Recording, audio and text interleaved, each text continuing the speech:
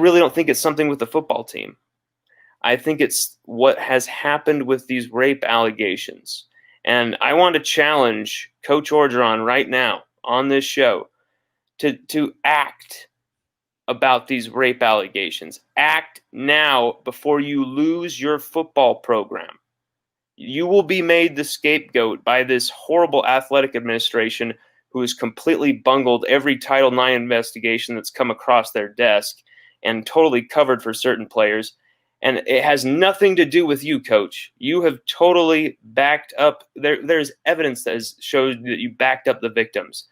But you will be made a scapegoat, and this program that you have built will be taken from you unless you act and compel the president, Tom Galligan, to act and act fast and get rid of the people who participated in that cover-up. Lon Sullivan with a call to action. Until we do that, LSU will not win a football game. It doesn't matter if Joe Burrow's ghost started at quarterback. It ain't happening. You can't get those clouds, that dark cloud around.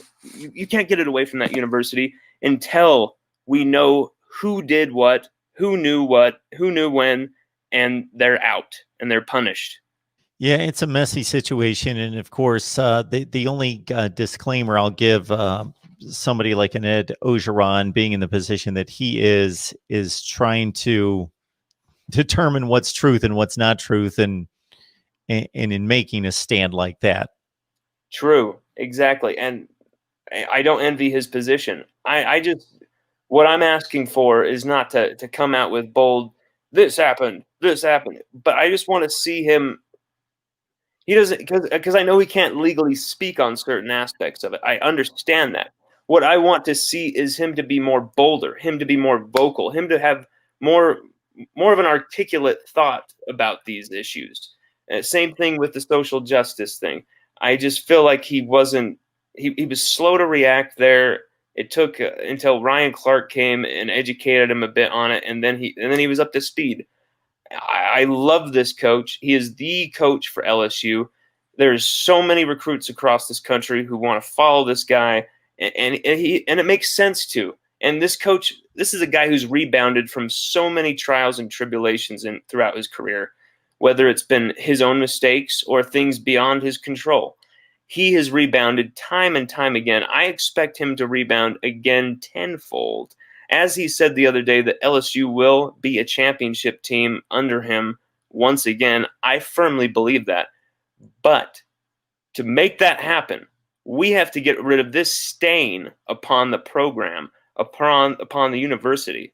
Our guy Reasonable Gump is saying that the NCAA couldn't care less about LSU self-imposing penalties. Of course, a bowl ban self-inflicted in this season means even less than a typical season. But to continue his thought, that's like asking the cops not to arrest you after a shooting because you locked away your driver's license for a week.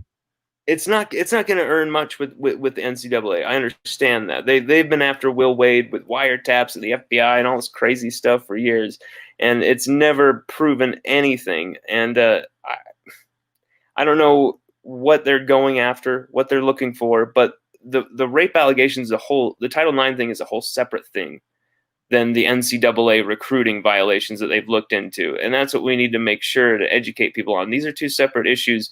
One is pretty minor stuff that LSU's been hit with, relative to the basketball and football program, and it's a really it's a really flimsy case. But then when you talk about the rape allegations cover up, I have seen the evidence firsthand, Mark. You can't ignore it. You can't look away. You can't pretend that it isn't there. And I talk to recruits and their families. I know that they can't pretend to look away from this. They won't. They want answers, and they want them now. And I'm telling you, if Coach Orgeron does not compel the aura of silence at the top of LSU to finally just come forward about some of this stuff and be transparent, we will have to see some of these great recruits and their families go bye-bye. And it's going to affect the program on and off the field in a myriad of ways that we can't even fathom, because when you don't have great personalities and great characters on your football team, you don't. It's not about just on the field. Joe Burrow meant way more than just playing football on the field. Mark, what he did on that Heisman speech, raising awareness for the poverty in Ohio, everything he did meant more. Everything he did meant more than just. It just meant more. And there's players on this 2020 team who it's like, I can see that there's going to be some future superstars for LSU out there. Kayshon Boutte, Eli Ricks, B.J. Ojolari, if he stays.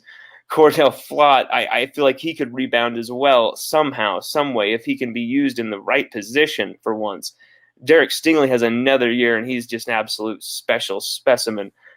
There's talent all over this team, and there's talent coming in, but it doesn't mean a damn thing if the culture's off.